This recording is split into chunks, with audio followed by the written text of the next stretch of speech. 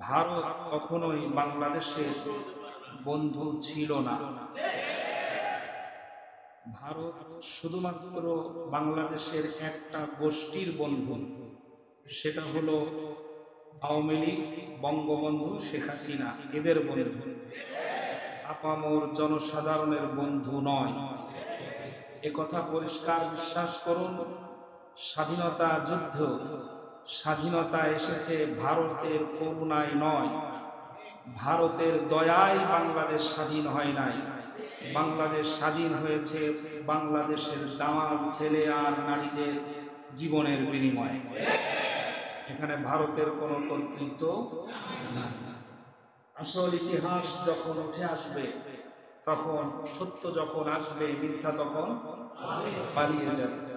মাওলানা আব্দুল হামিদ খান ভাসানী, তার ব্যাপারে তার যে উজ্জ্বল এবং গৌরবময় ইতিহাস, সেটা বাংলাদেশের মানুষকে জানতে দেওয়া হয় নাই শুধুমাত্র একজন মানুষকে প্রতিষ্ঠা করার জন্য।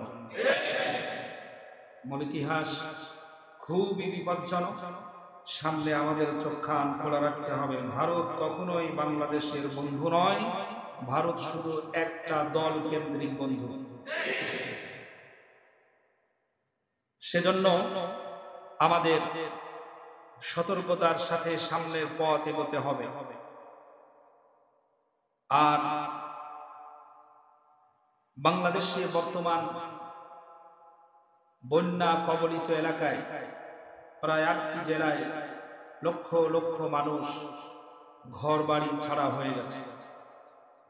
এই বন্যা যাদেরকে আম দিয়েছেন বছরের পর বছর, যাদেরকে ইলিশ দিয়েছেন বছরের পর বছর, তারাই আমাদের এই ক্ষতিটা সাধন করছে। সেজন্য আমার কাছে মনে হয় ভারতের ফারাক্কা বাঁধ যেটা আছে, তার পাশ দিয়া বাংলাদেশ সরকারের আরেকটা বাঁধ তৈরি করা দরকার, যাতে ইচ্ছে হলে আমরা পানি নেব, ইচ্ছে হলে নেব না। যদিও বিষয়টা সোশ্যাল মিডিয়াতে একটা আন্দোলন শুরু হয়েছে, যদি আল্লাহ কবুল করেন একটা ব্যবস্থা হবে। ভারতের সব থাকতে পারে, আমাদের কাছে ঈমান আর একতার শক্তি আছে, যেই শক্তির কাছে ভারত সহ গোটা বিশ্বের সব শক্তি পরাজিত হবে যদি মুসলিমরা এক হয়ে যায়, ঠিক না? কিন্তু দুর্ভাগ্য, আমরা এক হতে পারি না। শয়তান আমাদের এক হতে দেয় না। প্রিয় বন্ধুগণ, তাদের আত্মার মাগফিরাত কামনা করছি। যারা জীবন দিয়ে চলে গেছে তাদের জন্য দোয়া করছি। যারা বন্দিশালায় বন্দি থেকে জীবনের গুরুত্বপূর্ণ সময় হারিয়ে ফেলেছেন, কেউ স্ত্রী হারিয়েছেন, কেউ সন্তান হারিয়েছেন, রাক্ষসীর ওই আয়না ঘরে যাই না দেখা নিজের মুখ, গুম করেছে হাজার মানি, কেড়ে নিয়েছে সকল সুখ। হয়নি বলে আর হবে না, সবাই বলে বাদ দে, লক্ষ তরুণ চেঁচিয়ে বলে খুনি সরাবই হাত দে। আমরা পেরেছি। ভবিষ্যতে যে চ্যালেঞ্জগুলো আমাদের সামনে আসছে, এই চ্যালেঞ্জগুলো এই চ্যালেঞ্জ থেকে আমরা বিজয়ী হতে পারবো ইনশাআল্লাহ। ঐক্যবদ্ধ থাকতে হবে, পারস্পরিক সম্প্রীতি আর ভালোবাসা বজায় রাখতে হবে। বিশেষ করে বাংলাদেশের একটি গোষ্ঠীকে বলবো যে প্রতিশোধের খেলায় আপনারা যেভাবে মেতে উঠেছেন, বর্তমান সময় প্রতিশোধ নেওয়ার নয়, বর্তমান সময়টা রাষ্ট্র গঠন করার সময়। বাংলাদেশের একটা গুরুত্বপূর্ণ দল বিএনপি গণহারে যেভাবে কেস শুরু করেছে, ভালো মন্দ বাজ বিচার করা নাই, এ বিষয়টা খুবই ঘৃণিত। বহুত সময় পড়ে আছে, দেশটা গুছিয়ে নেওয়া দরকার আগে। এরা খাওয়ার তালে ব্যস্ত, এরা দখল করার তালে ব্যস্ত, কিন্তু বাংলাদেশ জামাত ইসলামী এই নীতিটাকে কখনোই পছন্দ করেনি, করবেও না ইনশাআল্লাহ।